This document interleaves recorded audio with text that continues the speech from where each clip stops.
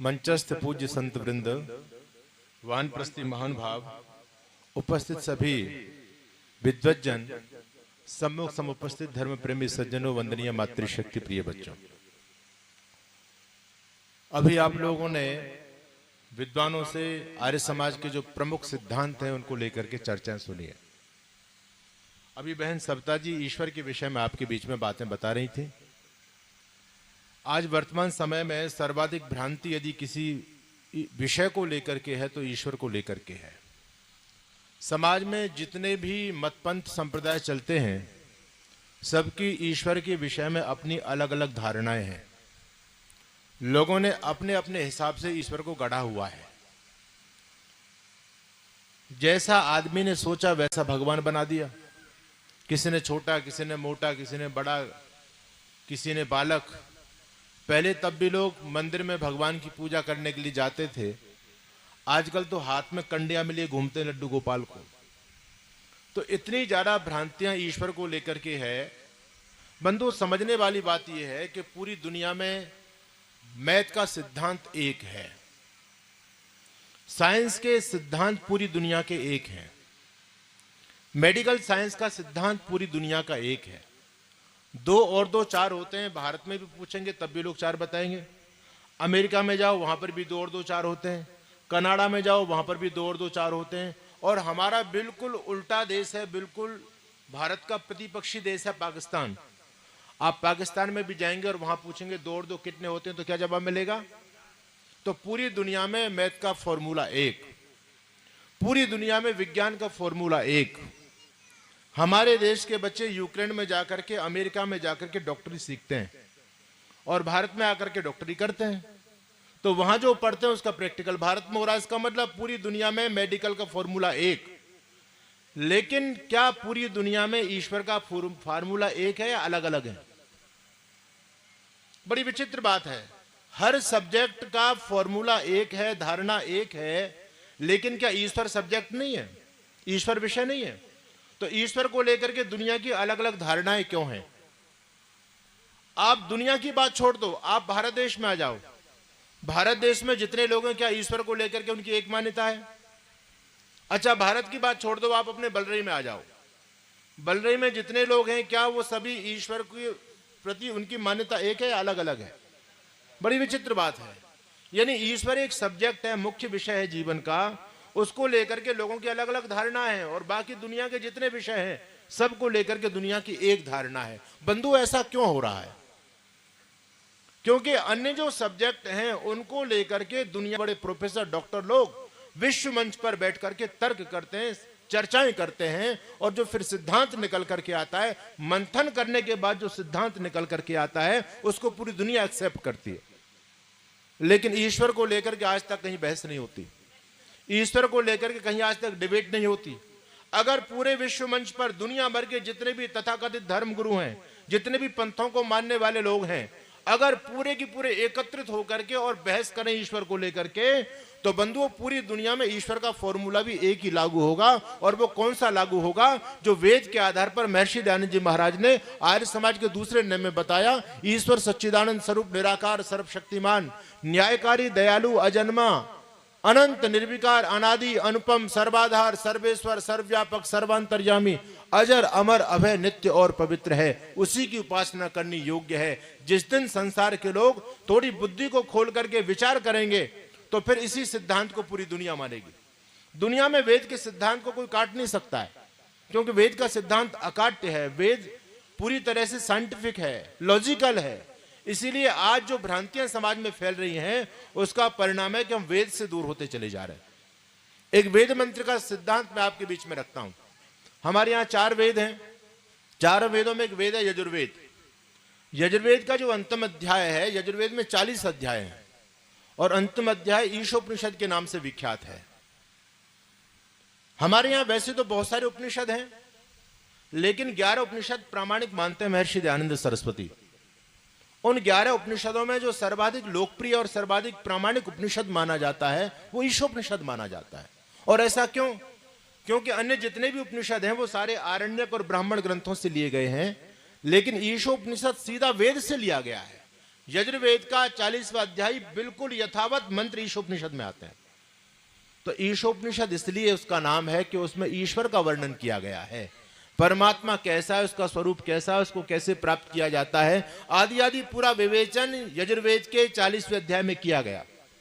उसी ईशोपनिषद का एक मंत्र लेकर के मैं अपनी चर्चा को आगे बढ़ा रहा हूं, आप लोग बात को ध्यान से सुनिएगा। यजुर्वेद का मंत्र है जो ईश्वर के बारे में बता रहा है कि परमात्मा कैसा है। और याद रखना, दुनिया में एक ऐसा विषय है, एक ऐसी चीज है जिसको जानने के बाद दुनिया में कुछ भी जानना शेष नहीं रहता, जिसको पाने के बाद दुनिया में कुछ भी पाना शेष नहीं रहता। वो कौन सी चीज है? हमारे पूर्वज कहते थे एक है साध है सब सद है, सब साध है सब जाए। एक चीज है, उसको पकड़ लो तो पूरी दुनिया आपकी मुट्ठी में होगी। और यदि वो चीज छूट गई, दुनिया को पकड़ने के लिए दौड़ोगे तो ना दुनिया पकड़ में आएगी और वो तो पकड़ में आने वाला है ही नहीं। तो परमात्मा हमारे जीवन का सबसे महत्वपूर्ण विषय है, लेकिन सर्वाधिक भ्रांति ईश्वर को लेकर के ही है। व्यक्ति पता नहीं कहां कहां धक्के खाता है भगवान की प्राप्ति के लिए। जब तक हम उसके स्वरूप को ठीक प्रकार से नहीं जानेंगे तब तक आप उसका दर्शन और उसकी भक्ति कर भी नहीं सकते। आपका समय, सामर्थ्य, शक्ति सब कुछ व्यर्थ में जाएगी। तो परमात्मा कैसा है, इसको वेद क्या कहता है? अच्छा, वेद केवल आर्य समाजों का तो नहीं है, वेद को तो सब मानते हैं, पौराणिक भी मानते हैं, पूरी दुनिया वेद को एक्सेप्ट करती है। लेकिन वेद की जो बात है वो ईश्वर को लेकर के वेद की अवधारणा क्या है? याद रखिएगा, हम सभी महर्षि दयानंद को अपना आचार्य गुरु मानते हैं, और महर्षि दयानंद जी महाराज ने जो भी कुछ कहा वो अपनी तरफ से बिल्कुल भी नहीं कहा। ऋषि दयानंद की विशेषता यह है कि स्वामी दयानंद जी ने जो भी कोई सिद्धांत हमको दिया वो टोटल वेद से दिया है, अपनी तरफ से एक बात भी ऋषि ने नहीं कही। आर्य समाज का तो दूसरा नियम है, और अभी जो यजुर्वेद के 40वें अध्याय का चिंतन मैं आपके बीच में दूंगा, आप शब्दों का मिलान कीजिएगा। उस मंत्र में से बहुत सारे शब्द महर्षि दयानंद जी महाराज ने यथावत आर्य समाज के दूसरे नियम में लिखे। तो वेद मंत्र कहता, सपर्यगात् शुक्रम कायम अवृणम स्नाविरम शुद्धम अपाप विद्धम कविर मनीषी परिभू स्वयंभू याता त्यतो अर्थान वेदधा शाश्वतीभ्य समाभ्य। तो मंत्र कहता है सपर्यगात्, इसका अर्थ होता है स यानी वो परमपिता परमात्मा, परि यानी सर्वथा, आगात यानी व्याप्त वस्ति। परमपिता परमात्मा सब जगह व्यापक है, परमपिता परमात्मा सब जगह पहुंचा हुआ है। वेद ने कितनी अच्छी बात कही कि प्रभु हर जगह पहुंचा हुआ है। दुनिया में कोई ऐसा स्थान नहीं है जहां परमात्मा ना हो, इसका मतलब परमात्मा सर्वव्यापक हो गया। ऋषि दयानंद भी आर्य समाज के दूसरे नियम में लिखते हैं ईश्वर सर्वव्यापक है। वेद कह रहा है परमात्मा सर्वव्यापक है। वेद ने दुनिया को सिद्धांत दिया कि परमात्मा कण कण में व्याप्त है बंधु, और वो है। और केवल हमारी वैदिक फिलॉसफी परमात्मा को कण कण में मानती है, और जो वेद से दूर हैं उन लोगों ने परमात्मा को अपनी अपनी कल्पनाओं के आधार पर अलग अलग स्थानों पर बिठा दिया। बंधुओं, याद आपको आना चाहिए, जब सूर्य अस्त हो जाता है, जब तक सूर्य उदय होता है तब तक तो हमको प्रकाश की आवश्यकता नहीं होती, लेकिन जब सूर्य अस्त हो जाता है तो लोग अपने सामर्थ्य के अनुसार उस अंधकार को दूर करने का प्रयास करते हैं, पुरुषार्थ करते हैं। उसी प्रकार से महाभारत काल के बाद ये जितने भी मतपंथ चले सारे महाभारत काल के बाद ही चले। महाभारत तक पूरी दुनिया वेदों को सर्वोपरि मानती थी, लेकिन महाभारत के भयानक युद्ध में बड़े बड़े विद्वान, बड़े बड़े मनीषी, चिंतक सब धराशायी हो गए। तो उसके बाद में जब वेद का आलोक, वेद का सूर्य अस्त हो गया, वेद का प्रकाश बंद हो गया, तो फिर लोगों ने अपने अपने सामर्थ्य के अनुसार धर्म की व्याख्याएं करनी प्रारंभ की। उनमें कुछ लोगों की मंशा ठीक भी थी, कुछ स्वार्थी भी थे। तो जब उन्होंने अपने अपने पंथ की प्रवर्तना की तो उनके सामने सबसे बड़ी समस्या ये आई कि भाई हम, क्योंकि हमारे यहाँ जितने भी पंथ हैं उनमें से जैन और बौद्ध को हटा दो, ये दोनों ही, जैन और बौद्ध अनीश्वरवादी हैं, बाकी सारे के सारे पंथ ईश्वरवादी हैं, ईश्वर को मानते हैं। तो जब उन्होंने अपने दुनिया में सिद्धांत प्रचारित किए तो उनके सामने सबसे बड़ी समस्या यह थी कि अब जिस ईश्वर का हम वर्णन करेंगे तो लोग पूछेंगे कि तुम्हारे हिसाब से भगवान रहता कहां है। तो उन्होंने सोचा कि भगवान के सम्मान में कोई कमी ना रह जाए, क्योंकि भगवान दुनिया की सबसे सुप्रीम पावर है, सबसे विशेष चीज है ईश्वर। तो उसको हम कहां बिठाएं, उसका स्थान कौन सा बताएं। तो लोगों ने अपनी अपनी बुद्धि और ऊहा के आधार पर बड़े से बड़ा स्थान बताया भगवान का कि भगवान वहां रहते हैं। किसी ने कहा कि भगवान कैलाश पर रहते हैं, किसी ने कहा कि वो गोलोक में रहते हैं, किसी ने कहा वो विष्णु लोक में रहते हैं, क्योंकि उनके लिए विष्णु लोक सर्वोपरि था। गोलोक वालों के लिए गोलोक सर्वोपरि था, उससे बड़ा कोई लोक नहीं है। बैकुंठ धाम में मानने वालों के लिए बैकुंठ सर्वोपरि था, उससे बड़ा उनके लिए कोई लोक नहीं है। तो भगवान को अपनी अपनी श्रद्धा निष्ठा के आधार पर सब लोगों ने ऊंचे ऊंचे अच्छे अच्छे स्थान पर बिठाया। किसी ने क्षीर सागर में बिठा दिया। क्षीर कहते हैं दूध को, और दूध को बड़ा पवित्र माना जाता है। आज भी बहुत सारे धर्मगुरु दूध से स्नान करते हैं, और आप भी, हमारी माताएं बहनें जब भोले बाबा को नहलाने जाती हैं तो दूध से नहलाती हैं। क्यों नहलाती हैं? क्योंकि दूध को पवित्र माना जाता है। तो लोगों ने सोचा कि भगवान के सम्मान में कमी ना रह जाए, तो उन्होंने कहा हमारा भगवान तो क्षीर सागर में रहता है, किसी ने कहा हमारा कैलाश पर्वत पर रहता है, किसी ने कहा विष्णु लोक पर रहता है। सभी लोगों ने अपनी अपनी धारणाएं प्रस्तुत की।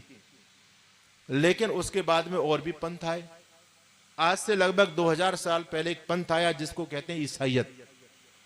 इन्होंने भी ईश्वर को माना, और इनसे पूछा कि तुम्हारा भगवान कहां रहता है, तो ये और आगे निकल गए। इन्होंने कहा भाई किसी ने तो वैकुंठ धाम में बनाया, किसी ने कैलाश पर्वत पर बता दिया, अब हम इनके बाद में आए तो हम अपने भगवान को और ऊपर लेकर के जाएंगे। इनसे पूछा तुम्हारा कहां रहता है, तो इन्होंने कहा हमारा चौथे आसमान पर रहता है। जैसे आप नीला नीला जो आसमान देखते हैं, इसके बाद फिर एक दूसरे नंबर का आसमान आएगा, फिर ऊपर चले जाएंगे, फिर तीसरे नंबर का आएगा, फिर चौथे नंबर का जो लास्ट आसमान है उस पर इनका भगवान रहता है। अब ये विद्या के शत्रु ये नहीं जानते कि आसमान होता क्या है। आप यदि एरोप्लेन में यात्रा करते तो ये आसमान तो बहुत नीचे रह जाता है, आप इससे बहुत ऊपर चले जाते हैं। लेकिन विद्या इन्होंने पढ़ी नहीं, बस कपोल कल्पित कल्पनाओं में जी रहे थे और वैसी ईश्वर की धारणा कर दी। आज से 1450 साल पहले एक मत और आया धरती पर, जिसको आप इस्लाम के नाम से जानते हैं। उनसे पूछा लोगों ने कि तुम्हारा भगवान कहां रहता है, भगवान के बारे में तुम्हारी धारणा क्या है। वो कहते हैं कि हमारा भगवान तो 7वें आसमान पर रहता है। वो ईसाइयों से और ऊपर निकल गए, बोले ईसाई तो चौथे तक पहुंचे, हम और आगे चलते हैं। उन्होंने 7वें आसमान की घोषणा कर दी। लेकिन महर्षि दयानंद जी महाराज ने सत्यार प्रकाश के 14वें समोल्लास में इन चौथे और 7वें आसमान वालों को धोकर के रख दिया। ऋषि ने कहा ये बताओ तुम्हारा भगवान जो 7वें आसमान पर रहता है, आसमान तो खुला स्थान होता है, वो आसमान में रहता कहां है, किस पर बैठा हुआ है, उसका आधार क्या है। तो मुल्ला मौलवियों ने कहा कि हमारा भगवान तखत पर बैठा हुआ है, 7वें आसमान पर तखत पर बैठा हुआ है। तब पूछा भैया फिर तखत किस पर टिका हुआ है बताओ। भाई तुम्हारा खुदा तखत पर बैठा तो तखत किस पर टिका हुआ। दूसरी बात ये बताओ कि तखत बड़ा या तुम्हारा खुदा बड़ा।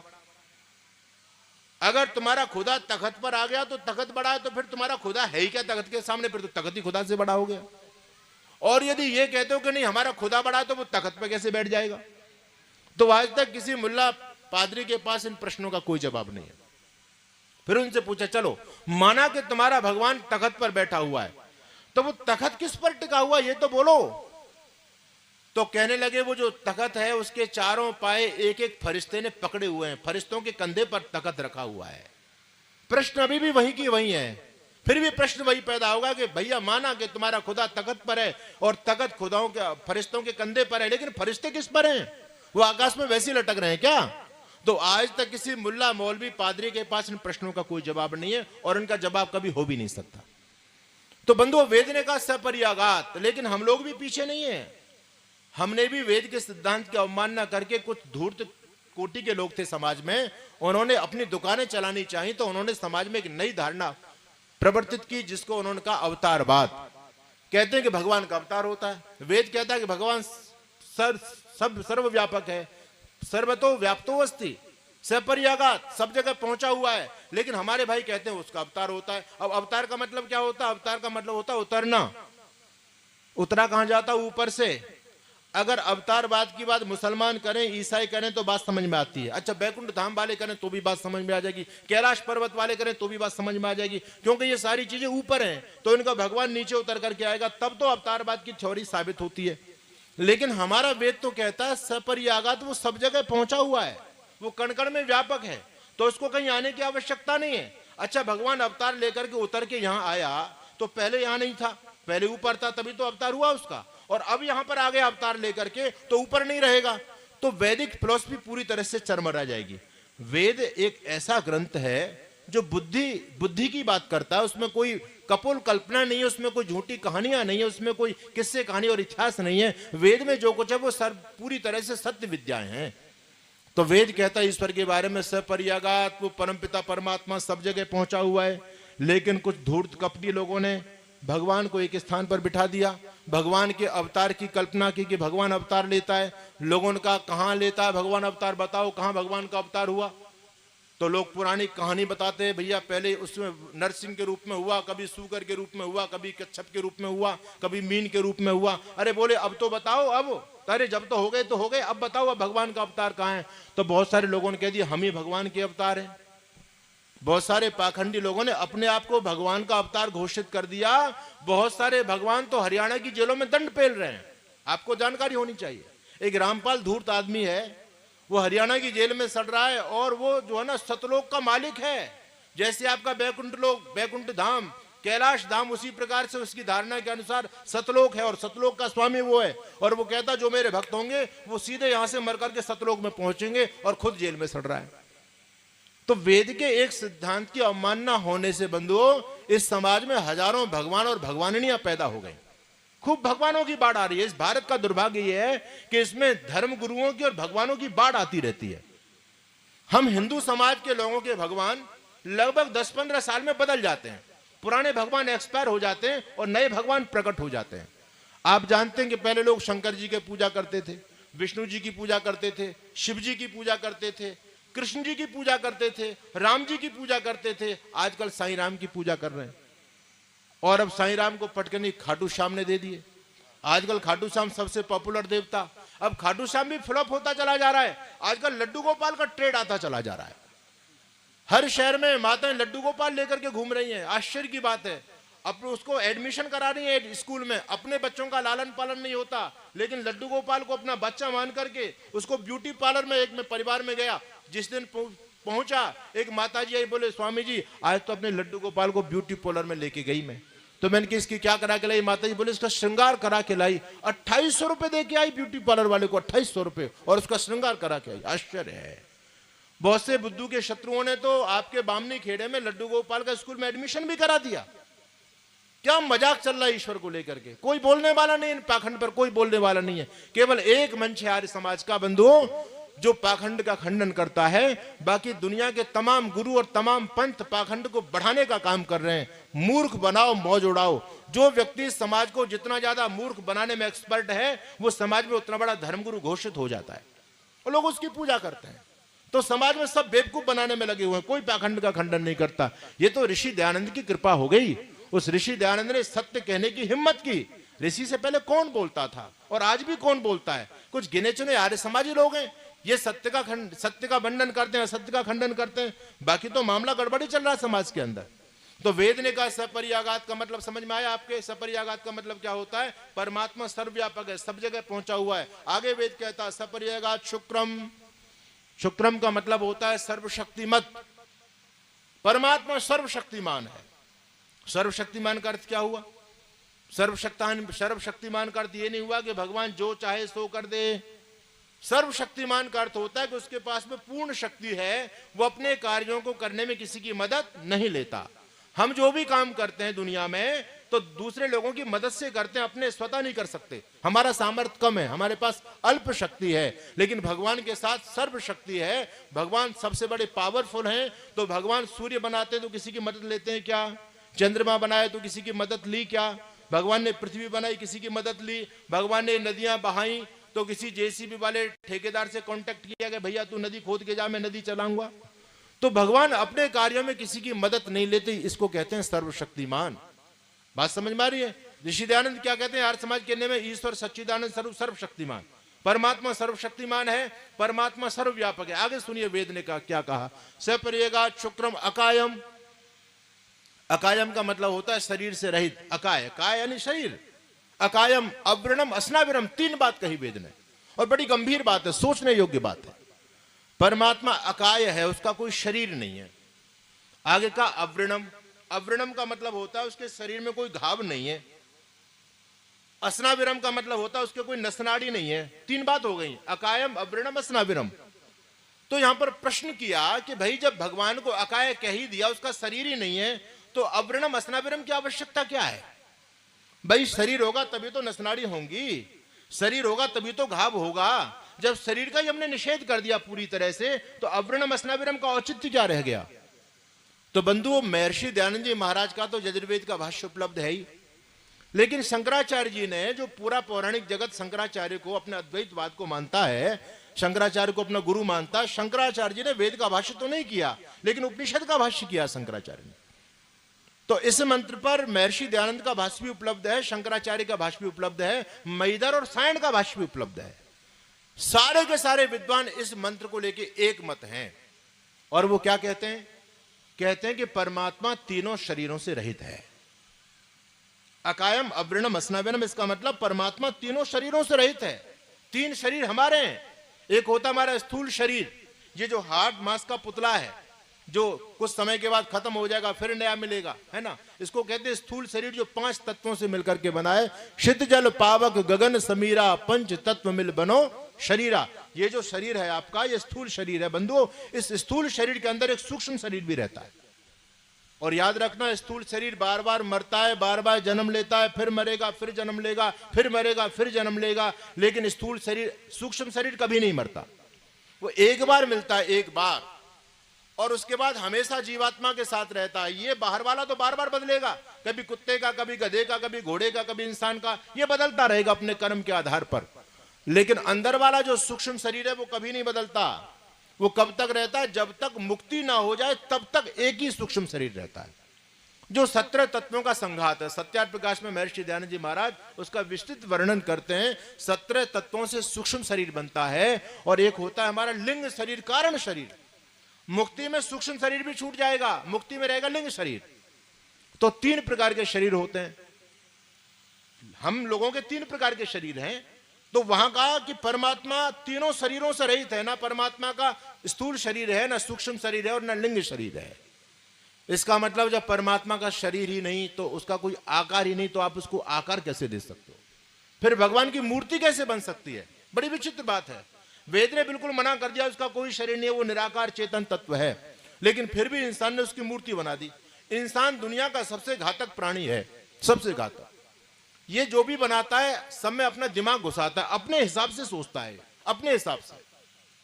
जिसको इसने बनाया, चाहे वो पदार्थ आकृति देने योग्य नहीं था, लेकिन जब जब इंसान ने किसी भी पदार्थ को, किसी भी वस्तु को आकृति दी है, तो अपनी आकृति दी है उसको।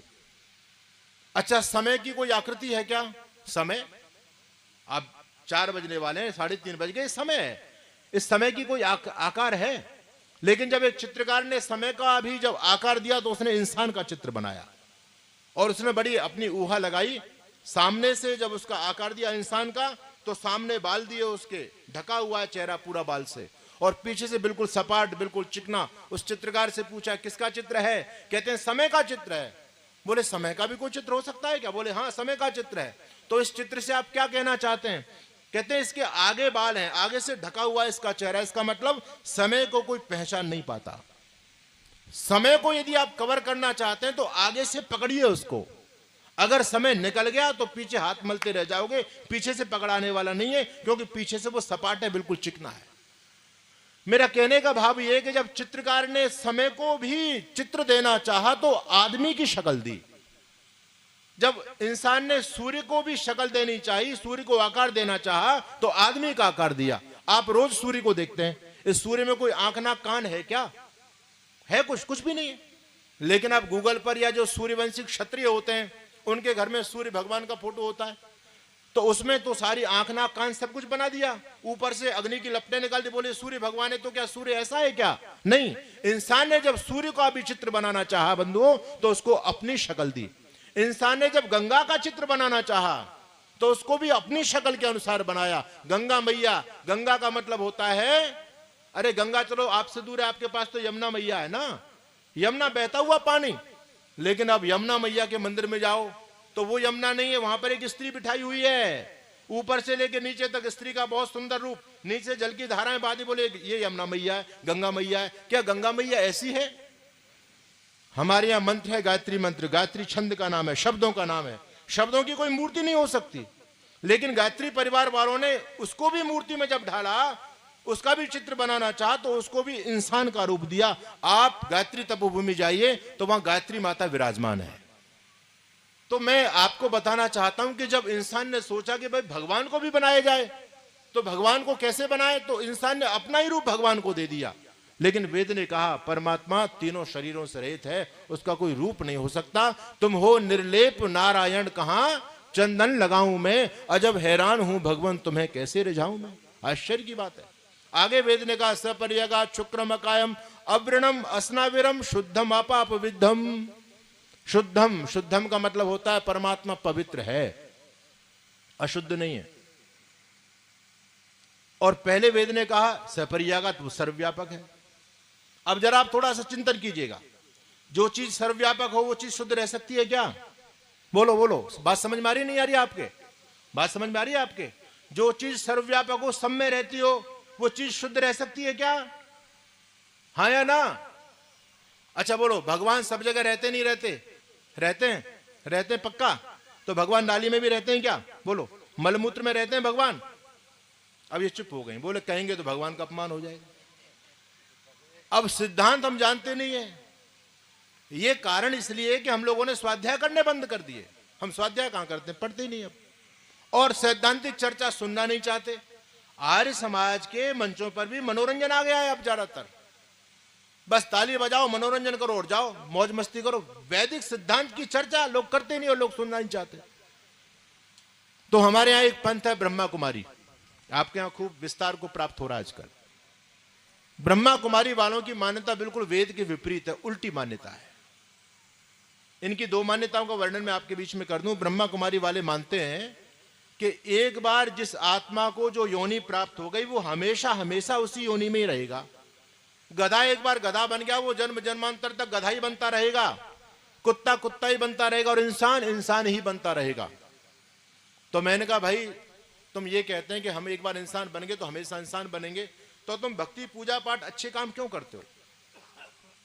हमारे सामने तो समस्या खड़ी है कि हम गड़बड़ करेंगे, चोरी करेंगे, बदमाशी करेंगे, व्यभिचार फैलाएंगे, डकैती करेंगे तो भगवान दंड दे करके मनुष्य योनि को छीन लेगा, कुत्ता गधा घोड़ा बना देगा। अरे तुम्हारा तो पेटेंट है ना, पूरा पक्का है कि हमको जो मिल गया वही रहेगा, फिर तुम बेकार की क्यों जब तब साधना कर रहे हो? फिर पब्लिक को क्यों तुम पागल बना रहे हो? तो इनके पास इसका कोई जवाब नहीं है। हमने कहा एक बात बताओ, भगवान ने भाई गधा बना दिया, वो हमेशा गधा ही रहेगा, है ना, कुत्ता कुत्ता ही रहेगा, तो फिर उसको गधा को गधा क्यों बनाया? भगवान ने अन्याय क्यों कर दिया? हमको इंसान बनाया, हमारे साथ भगवान ने ये क्यों न्याय क्यों किया? हमको इंसान क्यों बनाया? गधे को गधा क्यों बनाया? कुत्ते को कुत्ता क्यों बनाया? इनके पास कोई जवाब नहीं। एक बात कहते हैं कि आर्य समाज के लोग ईश्वर को सर्वव्यापक मानते हैं और कहते हैं वो शुद्ध भी है। तो ये दोनों विपरीत बात हो गई। भगवान सर्वव्यापक है तो नाली के अंदर भी मानना पड़ेगा, और जब नाली में मानेंगे तो भगवान शुद्ध कैसे हो गया? बताओ दो जवाब इसका। तो हमने उनसे पूछा ये बताओ तुम भगवान को सर्वव्यापक मानते हो या नहीं मानते? कहते हम भी मानते हैं। तो मैंने कहा फिर आप में और हम में अंतर क्या रह गया? तो कहने लगे महाराज हम सर्वव्यापक तो मानते हैं पर ऐसा सर्वव्यापक नहीं मानते जैसा आप मानते हो। तो हमने कहा सर्वव्यापक की फिर अलग अलग परिभाषा है क्या? आप कैसा सर्वव्यापक मानते हो? कहते हैं जी हम ये तो भगवान को सब जगह मानते हैं पर अच्छी अच्छी चीजों में मानते, गंदी चीजों में नहीं मानते। मैंने कहा इसका मतलब ये है कि भगवान को नाली को देख के बदबू आती होगी तो भगवान नाली को छोड़ के भाग जाएगा, बोले मैं नहीं रहता इसमें, ये तो गंदी चीज है। इसका मतलब भगवान के नाक है, इसका मतलब भगवान की आंख भी है, तुमने तो भगवान का आकार बना दिया।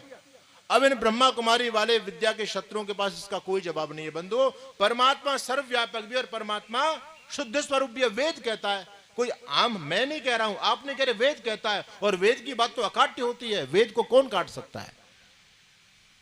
एक आर्य परिवार की लड़की थी, सत्संग में जाती थी आर्य समाज के, उसकी शादी ब्रह्मा कुमारी परिवार में हो गई। तो जब ब्रह्मा कुमारी परिवार में बहू बन करके गई तो उसके ससुराल वालों ने वही प्रश्न किए, अरे तुम्हारे समाजी लोग ईश्वर को सर्वव्यापक मानते हो और फिर शुद्ध भी मानते हो, अरे भैया जो मलमूत्र में भगवान को मानेंगे तो वो शुद्ध कैसे रह गया? इसका जवाब दो। तो उस बेटी के पास उनके प्रश्न का कोई जवाब नहीं था। आर्य समाज के सत्संग में जाती थी लेकिन इतनी पढ़ी लिखी नहीं थी, उसने ग्रंथों का स्वाध्याय नहीं किया, लेकिन ये धारणा उसके मन में बिल्कुल बैठी हुई थी अच्छी तरह से कि आर्य समाज की बात को दुनिया में कोई काट नहीं सकता। मैं इनके प्रश्न का जवाब नहीं दे पा रही हूं, ये मेरी कमी है क्योंकि मैंने अच्छी तरह से स्वाध्याय नहीं किया है। लेकिन आर्य समाज वेद की बात करता है और वेद की बात को दुनिया में कोई नहीं काट सकता, मैं इनके प्रश्न का जवाब ढूंढूंगी। उसने कई सालों तक स्टडी की, स्वाध्याय किया बंधुओं, और स्वाध्याय करने के बाद उस बहन ने एक पुस्तक लिखी, वो दिल्ली से प्रकाशित है। पुस्तक का नाम है हाँ ईश्वर सर्वव्यापक है। और वो दिल्ली से प्रकाशित होती, उसमें ब्रह्मा कुमारी वालों को धोखे रख दिया उसने। आप कभी पढ़िएगा, आपको पुस्तक मिल जाए, आपकी यदि पढ़ने की इच्छा है तो मेरा तो काम है भूख पैदा करना, भोजन तो आपको ही करना पड़ेगा। तो अपने ग्रंथों को खोल के पढ़ना चाहिए, इसमें बहुमूल्य रत्न छुपे पड़े हैं। तो लोग ये कहते हैं कि परमात्मा सर्वव्यापक भी है और परमात्मा शुद्ध कैसे होगा। मैं आपको उदाहरण देकर के आगे बढ़ता हूं। बंधु बताओ, सूर्य की किरणें नाली पर पड़ती हैं तो क्या सूर्य गंदा हो गया? गंदगी का प्रभाव सूर्य पर पड़ा? उस पर कोई प्रभाव नहीं है। अच्छा, सोने का क्या रेट है बताओ? सोने का रेट क्या आजकल? 1 लाख पार चला गया। 1 लाख का 1 तोला, एक सोने का सिक्का 1 लाख में मिल रहा है। आपके पास में 1 लाख का सोने का सिक्का है, अगर वो सोने का सिक्का नाली में गिर जाए तो अब कितने का रहेगा? बोलो बोलो, उस पर कोई असर पड़ा क्या? उस पर कोई असर नहीं है, सूर्य पर कोई असर नहीं है। वेद कहता है, शास्त्र कहता है, चिति शक्ति अपरिणामिनी अप्रति संक्रमा दर्शित विद्या शुद्ध अनंता च। वो परमपिता परमात्मा चिति शक्ति यानी वो चेतन शक्ति अपरिणामिनी है, अप्रति संक्रमा है, दर्शित विषय शुद्ध और अनंत है। बंधुओं, कुछ ऐसी चीजें होती हैं जिन पर इन चीजों का अप्रति संक्रमा कह दिया। संक्रमण उसमें नहीं होता, कोई चीज घुसती नहीं है उसमें, वो अपने स्वभाव में रहता है। जैसे मान लीजिए बिजली जा रही है, तार में बिजली बह रही है और आपने बिजली के तार को बिल्कुल गंदी सड़ी नाली से होकर के निकाल दिया और वहां बल्ब जल रहा है, तो वो बल्ब बदबू छोड़ेगा क्या? अरे तार तो, बिजली तो गंदी नाली में होकर के गई थी, लेकिन क्या गंदगी का प्रभाव बिजली पर पड़ा क्या? अच्छा, बिजली को आप गुलाब जल में होकर निकाल दो और वहां जो आपका हंडा जल रहा है तो वो खुशबू देगा क्या? तो इस बिजली पर ना तो गंदगी का प्रभाव पड़ा, ना खुशबू का प्रभाव पड़ा। इसी प्रकार से परमात्मा पर इसका कोई प्रभाव नहीं होता। बहुत सारे उदाहरण देने के, आप उस पुस्तक को पढ़िएगा। आगे मैं बढ़ता हूं। सपरियागात शुक्रम अकायम अवृणम शुद्धम अपाप विद्धम। अपाप विद्धम का मतलब होता है परमात्मा पाप कर्म से रहित है। ईश्वर कभी पाप नहीं करता। पाप वो करता है जो अज्ञान से ग्रसित होता है। हम अज्ञानी हैं, हम पाप पग में धस जाते हैं, लेकिन परमात्मा कभी पाप नहीं करते। अच्छा, भगवान ही पाप करेगा तो हम उससे क्या प्रेरणा लेंगे? अच्छा, सोचने वाली बात है। एक आर्य समाज कहता है कि परमात्मा पाप से रहित है, लेकिन हमारे पौराणिक भाई बंधुओं ने तो परमात्मा को पाप में सान दिया और अच्छी तरह से सान दिया। भजन गाते हैं यहां, दुनिया में तेरा है बड़ा नाम, आज मुझे भी तुझसे पड़ गया काम। मेरी विनती सुने तो जानू मानू तुझे मैं राम, और राम नहीं तो कर दूंगा सारे जग में तुझे बदनाम। अब ये भक्ति हो रही है इनकी। भगवान राम को चैलेंज दे रहे हैं, या तो मेरा काम कर दे, नहीं तो तुझे सारी दुनिया में बदनाम कर दूंगा। तो क्या भगवान बदनामी का काम करता है? इनसे पूछा जाए। इन लोगों ने तो भगवान को बदनाम करने में कोई कसर नहीं छोड़ी। ये तो केवल आर्य समाज है। अरे चलो ईश्वर की बात छोड़ दो, पहले महापुरुषों पर आ जाओ। दुनिया की सबसे बेवकूफ जाति हिंदू जाति। लाला लाजपत राय कहते हैं दुनिया के जितने महापुरुष थे उन महापुरुषों को उनके विरोधियों ने बदनाम किया, लेकिन योगेश्वर कृष्ण को उनके खुद के भक्तों ने बदनाम किया। दुनिया की सबसे मूर्ख जाति हिंदू जाति, जो खुद अपने महापुरुषों को कलंकित करती है, मनमाने गंदे गंदे भद्दे भद्दे आरोप लगाती है और खुश होती है, तालियां बजाती है और नाचती है। आश्चर्य की बात है। इस जाति को कौन बचाएगा? कैसे बचेगी ये हिंदू जाति? मनमाने दोष लगा रहे हैं हम अपने महापुरुषों पर। तो हमने तो अपने महापुरुषों को, जितने भी हमारे ऋषि थे, कोई ठीक ठाक बचा ही नहीं, किसी का चरित्र ठीक ठाक है ही नहीं, सबका चरित्र हनन कर दिया, दब के चरित्र हनन किया।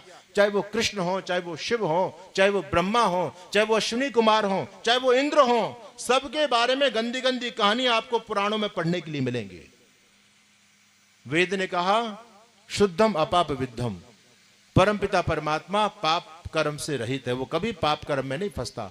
हम पाप करते हैं क्योंकि हम अज्ञानी हैं, हमारा अल्प सामर्थ्य है। भगवान सर्वज्ञ है, सर्वशक्तिमान है, इसलिए ईश्वर कभी पाप नहीं करता है।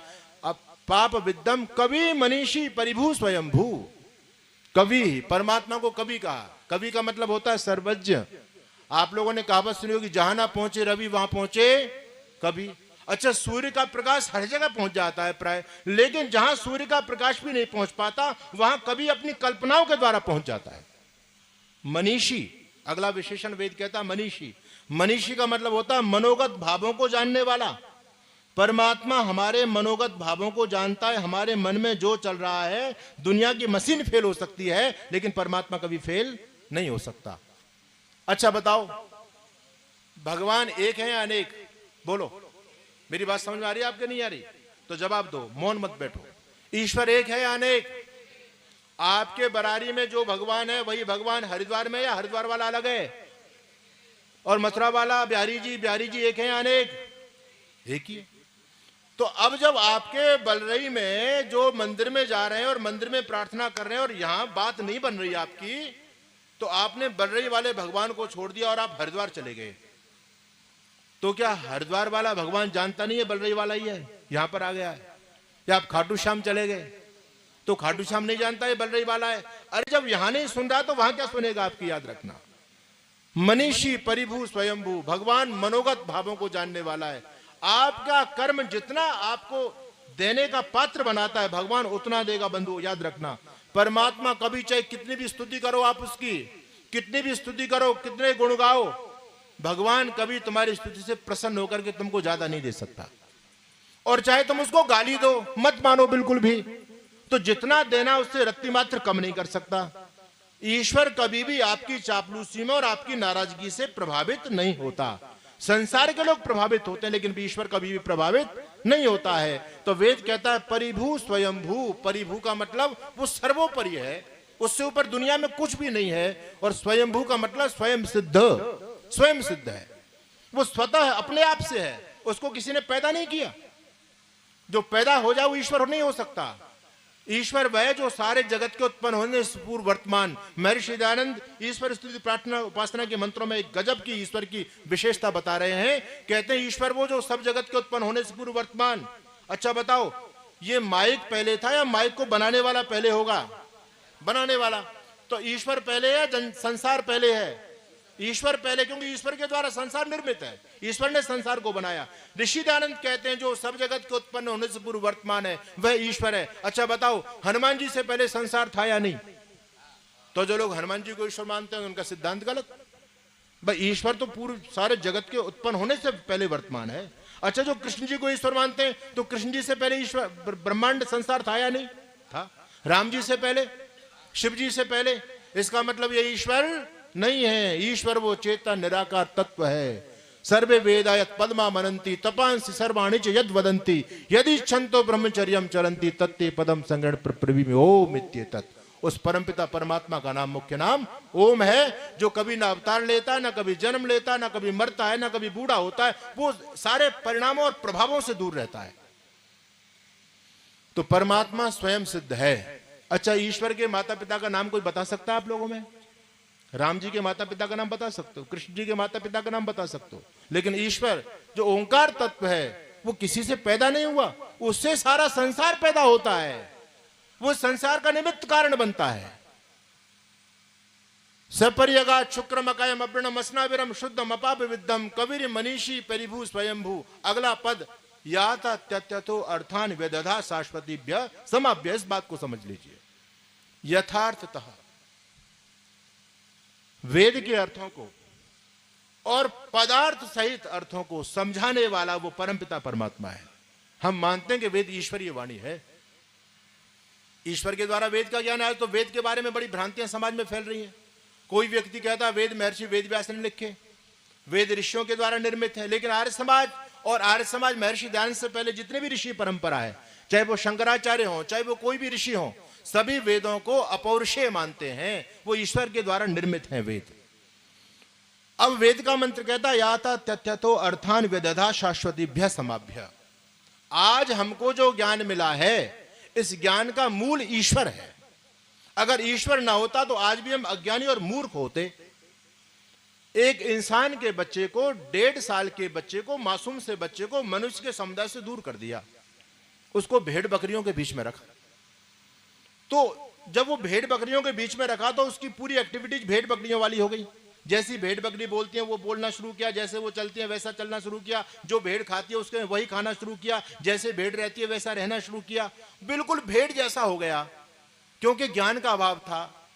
हम आज ज्ञानी हैं, हमको सारे संबंधों का बोध है, हमारे अंदर इंसानियत है, हमारे अंदर सभ्यता है। इसका मतलब ये सभ्यता हमको सिखाई गई है। अगर ये सभ्यता हमको नहीं सिखाई गई होती तो हम भी फिर भेड़ जैसे होते, पशु जैसे होते। लेकिन बंधु, ये सभ्यता हमको किसने सिखाई?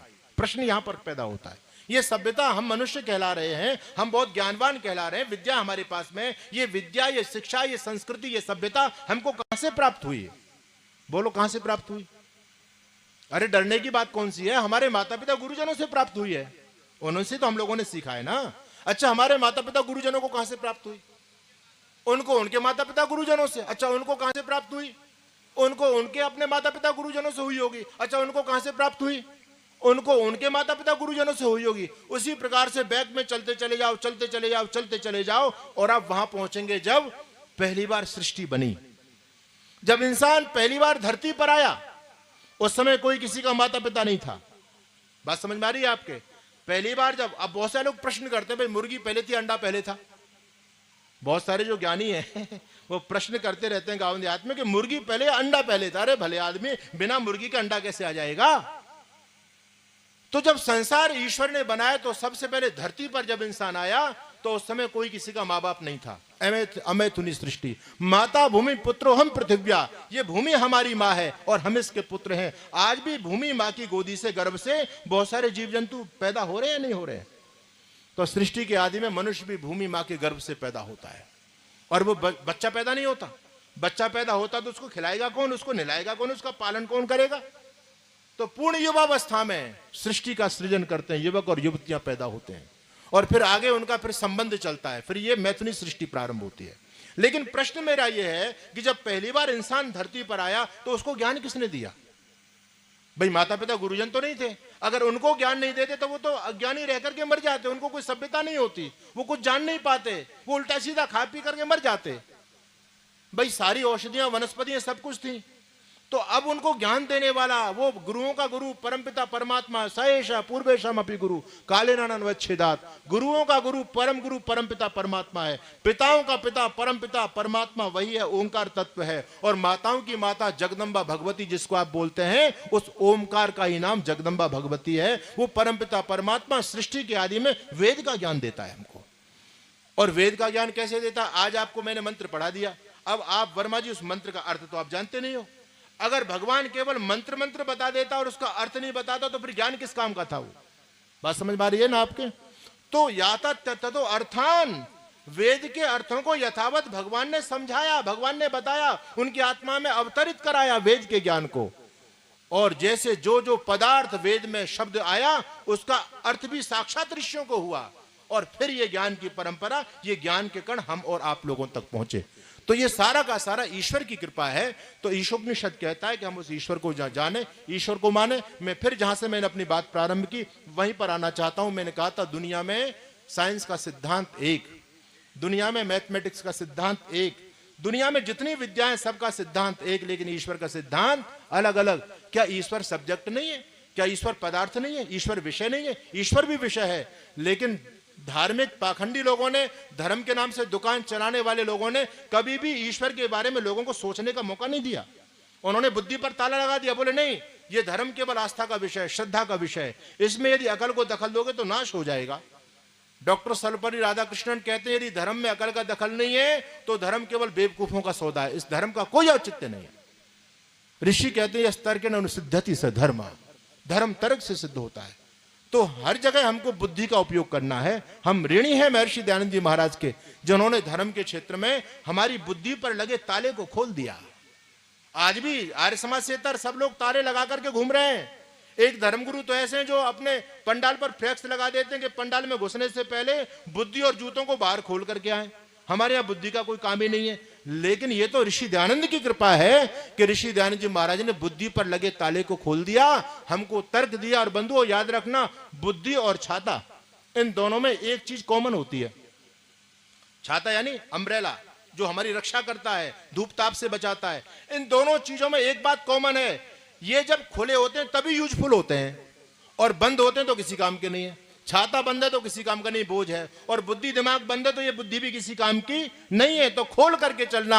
आज धर्म के क्षेत्र में बड़े माफिया घूम रहे हैं आपको बहकाने के लिए। यार समाज का मंच है, आप स्वाध्यायशील बने, विवेकशील बने। समय हो गया, आप लोगों ने जितना समय दिया उतना पूरा हुआ। आप लोगों ने मेरी बात को ध्यान से सुना, सबका बहुत बहुत धन्यवाद। ओम शम।